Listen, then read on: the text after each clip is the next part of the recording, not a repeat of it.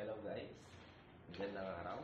Dumating na pala yung order natin na cellphone holder with charger sa Shopee delivery.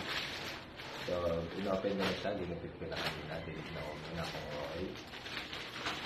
Ito po yung laman ng box niya sa cellphone holder. Okay guys, with the charger. Ngayon, titignan natin kung paano siya i-install na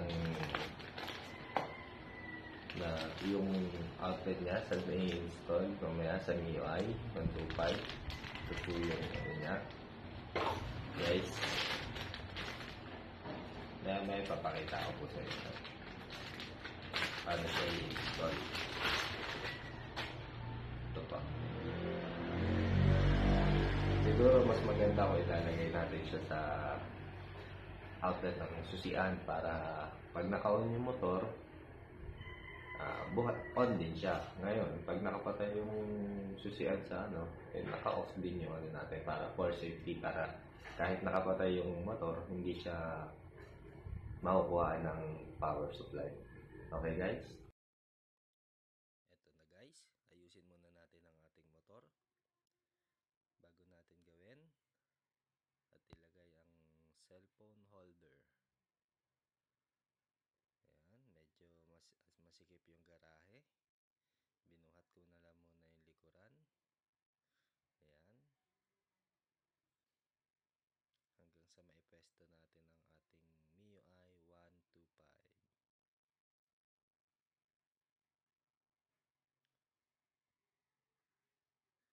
Ayan na po, nakaayos na siya. At sisimulan na natin tanggalin ang mga tornilyo. Ayusin natin yung camera, itutok natin.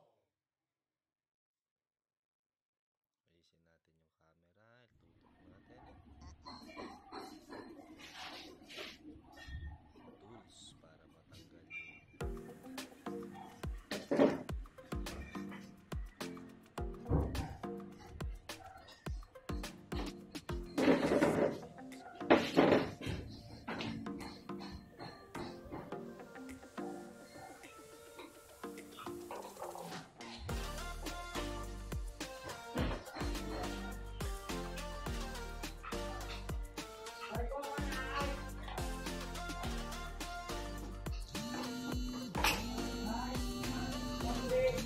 tatanggalin muna natin yung lens.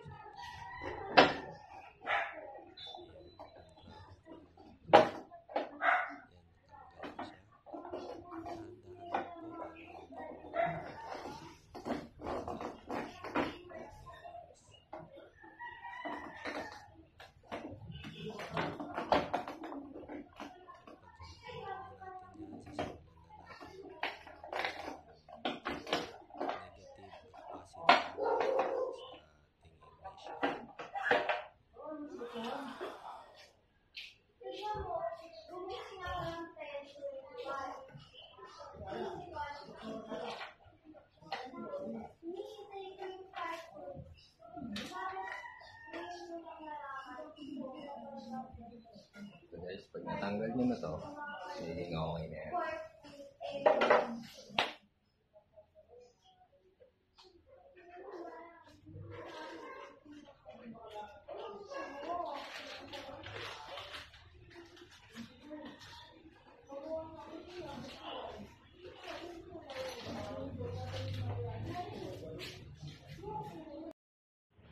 Bali, gumawa po pala ako ng yung goma para dito.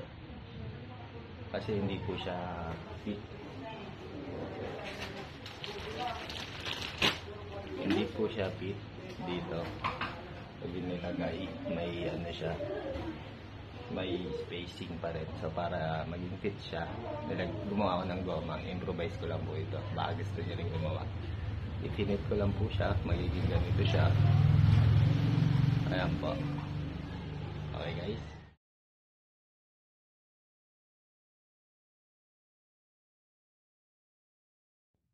Ayan na po. Inilalagay ko na yung lock ng cellphone holder kasama ng goma. Yung goma na ginamit ko dyan, yung sirang interior, ginupit ko lang po na kasukat nung sa cellphone holder, nang sa ganun hindi siya kitang-kita na may tapal, kasi pampasikip yun para pag nilock yung hindi bumababa yun sa cellphone holder.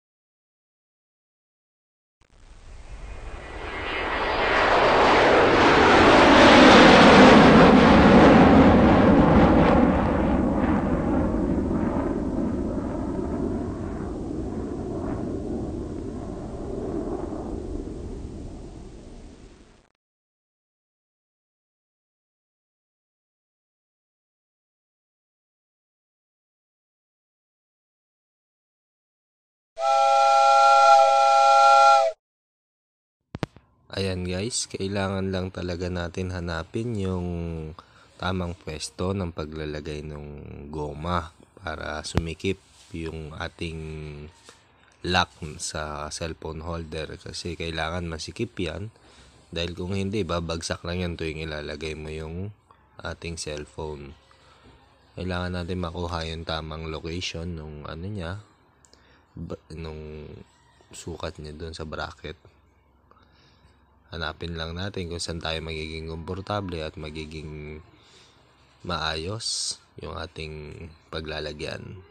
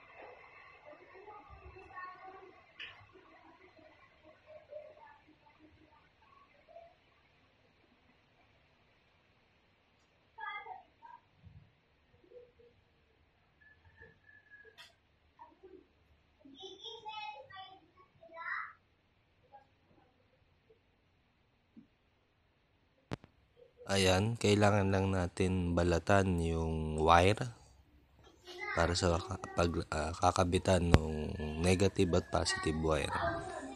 Okay.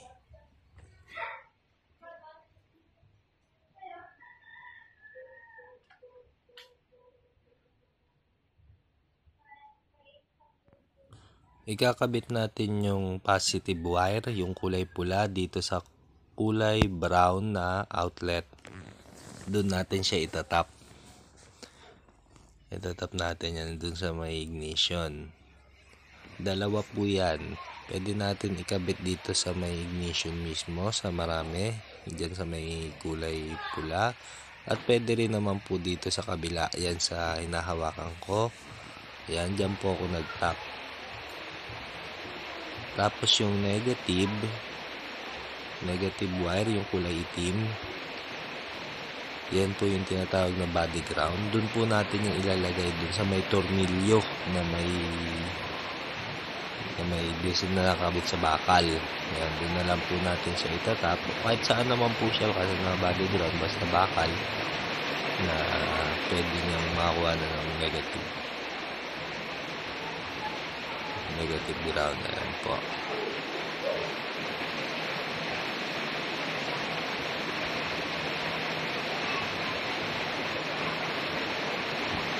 Pagpasensyahan niyo po at medyo maingay dahil malakas yung ulan ngayon. Yung ginawa ko to ay lumakas yung ulan kaya medyo maingay. Pagpasensyahan niyo na po.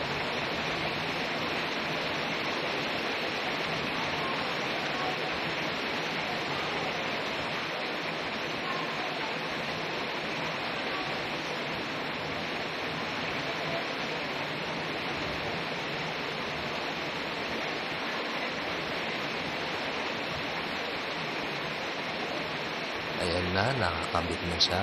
Kumuha lang muna ako ng charger connector para matesting natin ang ating ginawa. Ito ba nag-charge o hindi. Inon ko muna syempre yung ignition. Sususian.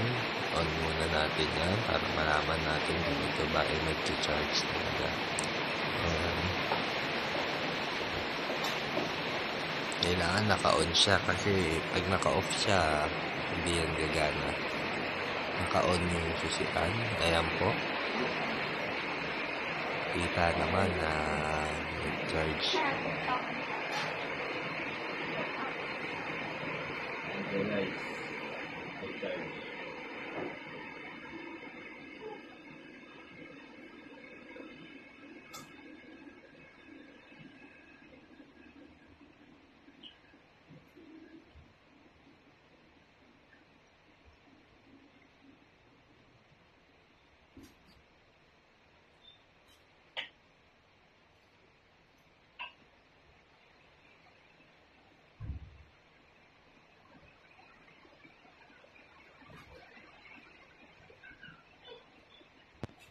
Successful ang ating first try na naikabit na natin yung wire. Ngayon, ang gagawin natin ibabalik na natin ang ating flarings.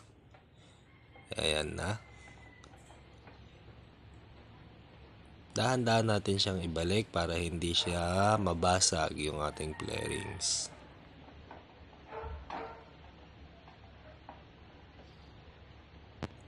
Sa ating paglalagay ng flarings, unahin natin na ipasok yung nasa ibabang bahagi para sa ganon madali na natin mailalak dun sa ibabaw ng flarings.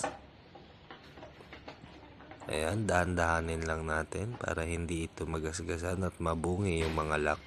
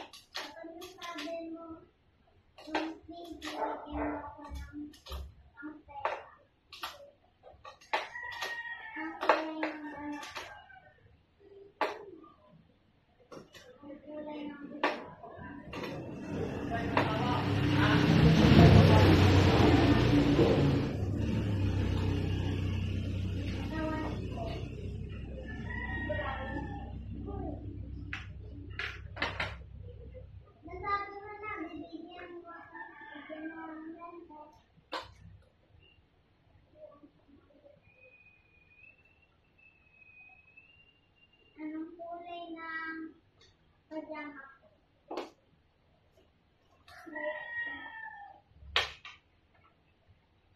At least sinabi mo pink.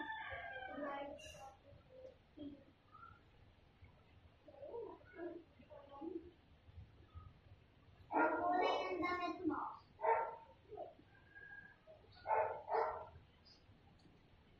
Ang kulay ko. Hoy!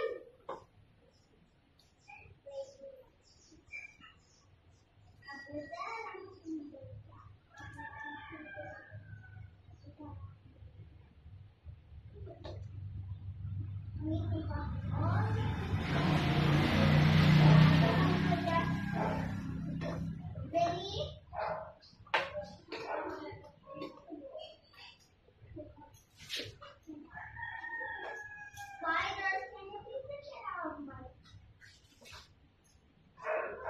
Where is this bus thing?